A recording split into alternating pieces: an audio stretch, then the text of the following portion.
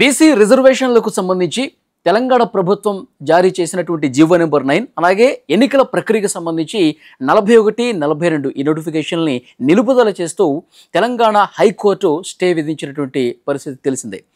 అయితే ఈ కోర్టుకు సంబంధించిన ఆర్డర్ కాపీ బయటకు వచ్చింది. ఆర్డర్ కాపీలో చాలా స్పష్టంగా చెప్పారు, మేము ఈ ఎన్నికల ప్రక్రియకు సంబంధించి ఏవైతే ఈ రిజర్వేషన్లకు సంబంధించి తెలంగాణ ప్రభుత్వం ఇచ్చినటువంటి ఈ జీవోని ఈ నోటిఫికేషన్కి సంబంధించినటువంటి వీటిని మాత్రమే మేము స్టే ఇచ్చాం తప్ప ఎన్నికల ప్రక్రియకు కాదు అని కూడా చాలా స్పష్టంగా కోర్టు ఆర్డర్ కాపీలో ఉంది.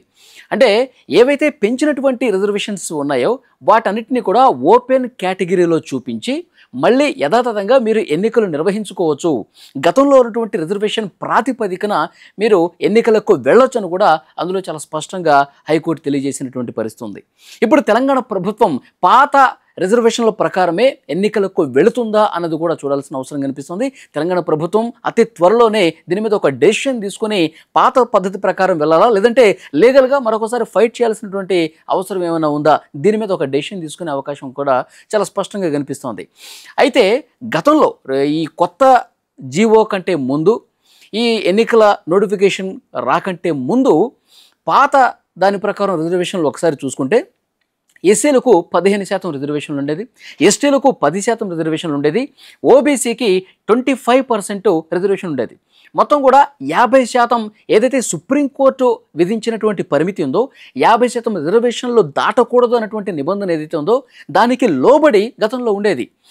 ఇప్పుడు బీసీలకు 42% రిజర్వేషన్లు ఈ పెంచడం వల్ల అది 67% అయింది.